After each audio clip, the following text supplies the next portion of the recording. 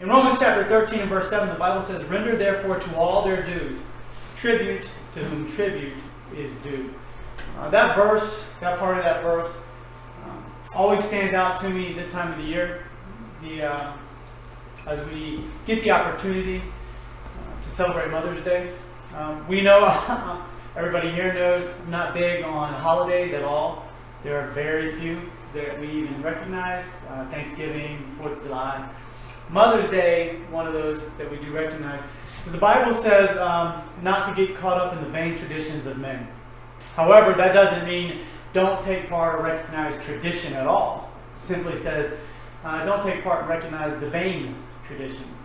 Mother's Day, obviously, when you look at the fact that the Bible tells you to render therefore to all their due, tribute to whom tribute is due.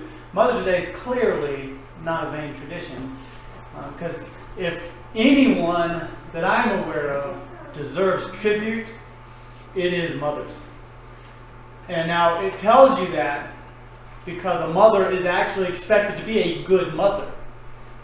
You get bad moms or women that are not doing that job. I don't actually think just because they gave birth to someone makes them a mother.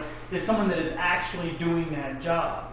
And that's what we take note of. That's what we pay attention to, and we render tribute to them.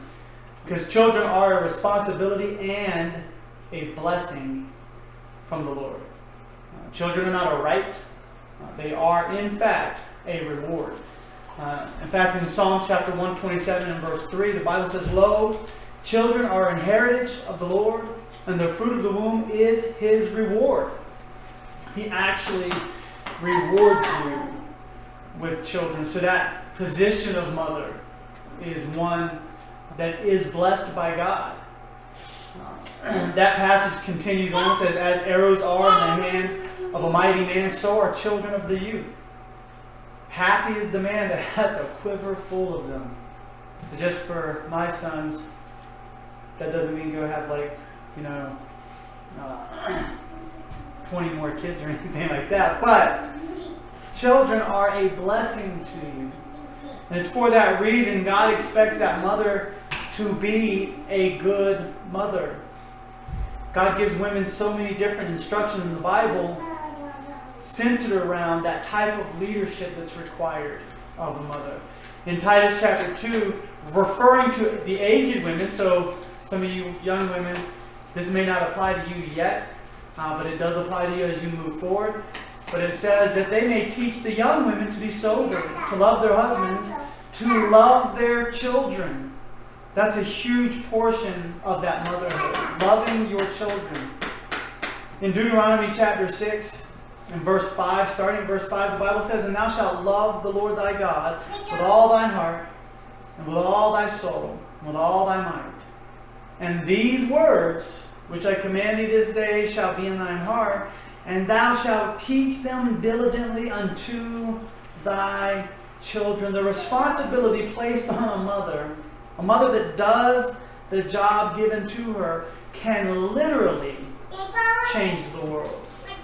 So when the Bible says, "Render therefore to all their due, tribute to whom tribute," that's why I feel like a mother is due so much tribute, because the job they do can guide the direction of this entire planet.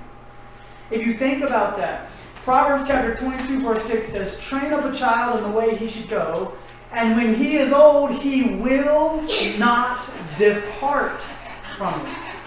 That means a mother that raises her child the way he should be raised can completely direct the direction this country goes. And so while every problem in this world can be traced back to a mother and a father not doing that job, there are so many faithful servants of God, so many godly men and women you can trace back to a mother worthy of tribute. In Ephesians chapter 6 verse 2, it says, "Honor thy father and thy mother, which is the first commandment with promise." That job, that motherhood, that role affects so many things.